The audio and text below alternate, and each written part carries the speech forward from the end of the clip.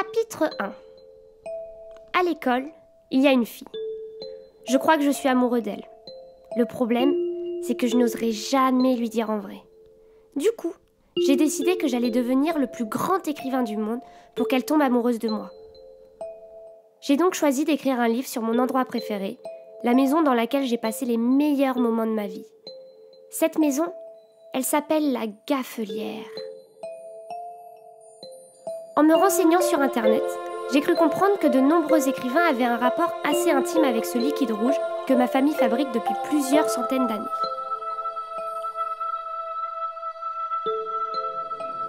Donc on a deux types de cabernets à la Gaffelière qui sont assez nouveaux puisqu'ils sont dans les années 2005 et 2010. J'ai par ailleurs essayé de goûter à ce fameux nectar, mais à chaque fois, pour je ne sais quelle raison, on me l'a refusé.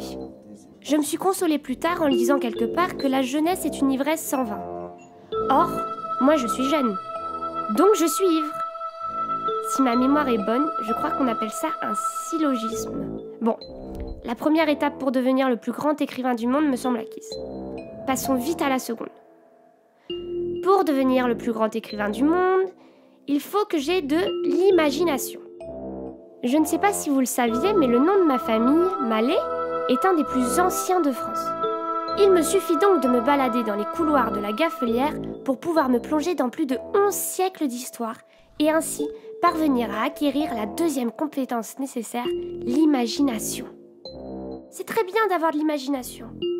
Mais que serait l'imagination sans l'art de cultiver le mystérieux ? Ça tombe bien car la Gaffelière regorge d'endroits mystérieux où je n'ai pas forcément le droit d'aller en temps normal, comme le bureau de mon grand-père.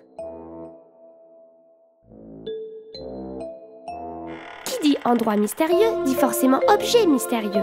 Et qu'y a-t-il de mieux pour voir les choses d'un autre œil que de regarder à travers les lunettes d'une personne âgée ? Vous saviez qu'il y a un secret caché à la Gaffelière ? Chut ! C'est bon, je crois que j'ai compris comment cultiver le mystère. L'avant-dernière clé pour être un grand écrivain, c'est l'élégance. Et justement, l'élégance est un des maîtres mots de tout ce qui se fait à la Gaffelière.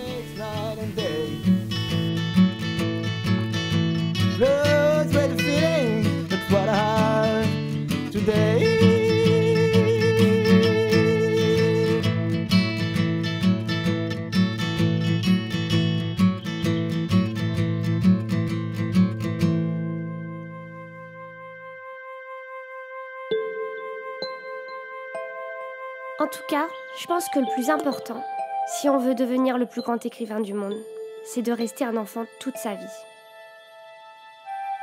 Ma tante Bérangère me dit souvent qu'il ne faut jamais cesser de voir de la magie dans tout ce qui nous entoure. Le terroir de la Gaffelière, c'est une mosaïque de 3 terroirs différents.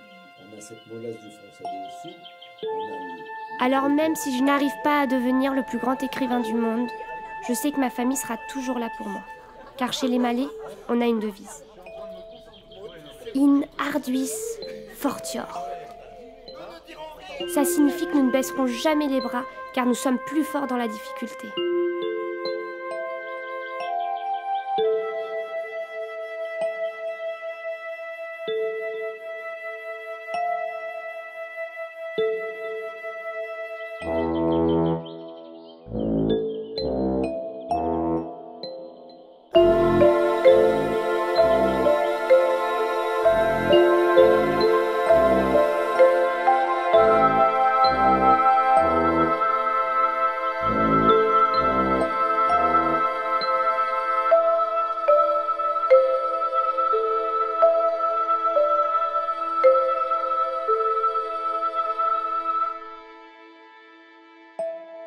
Je ne sais pas si je deviendrai le plus grand écrivain du monde, ni si la fille que j'aime tombera amoureuse de moi. Mais ce dont je suis absolument certain, et bien que je ne l'ai jamais vraiment goûté, c'est que, pour moi, la Gaffelière, c'est vraiment le plus grand vin du monde.